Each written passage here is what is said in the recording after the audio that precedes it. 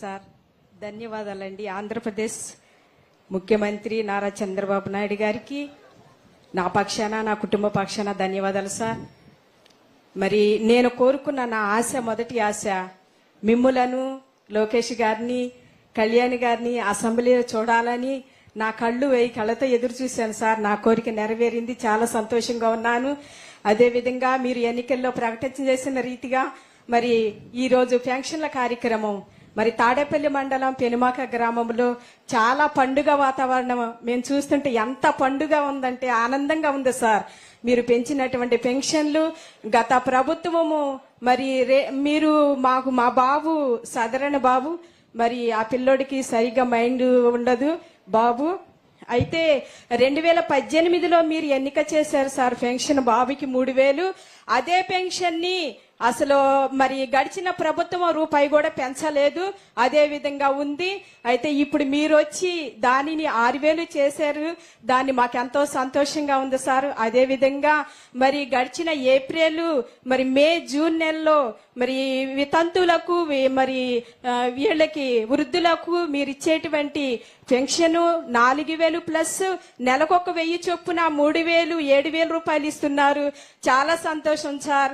మరి మిగతా వాళ్ళకు కూడా మీరు ఎంతగానో సహాయపడుతున్నారు. అంతే మాకు చాలా ధన్యవాదాలు. ఆనందంగా ఉంది, ఏం చెప్పాలి కూడా అర్థం కాని పరిస్థితి. ఎంత దగ్గరగా మిమ్మల్ని చూడటం ఇది మొదటిసారి, నేను మాట్లాడటం కూడా మొదటిసారి. నాకు ఎంత ఆనందంగా ఉందంటే మాటలు కూడా రాని పరిస్థితి. అయితే మరి ఆ సైకో పోవాలి, సైకిల్ రావాలనేటువంటి విధానంలో అప్పుడు అడిగిన రీతిగా అలాగే జరిగింది, సంతోషంగా ఉంది నాకు.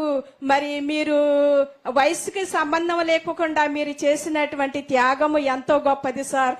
మరి మేమైతే ఇళ్లలో ఫ్యాన్ల కింద కూర్చొని మీరు చేసేటువంటి ప్రసంగాలు చూస్తే చాలా ఏడుపు వచ్చేది, బాధ కలిగేది.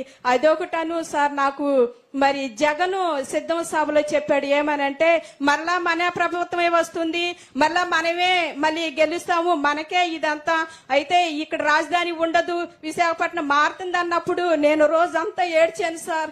విశాఖపట్నం మారిస్తే మా భవిష్యత్తు ఏమవుతుంది? ఇక్కడ మేము కూడా ల్యాండ్ కూలింగ్ ఇచ్చాం పొలము, మరి మా పిల్లల భవిష్యత్తు ఏమవుతుంది?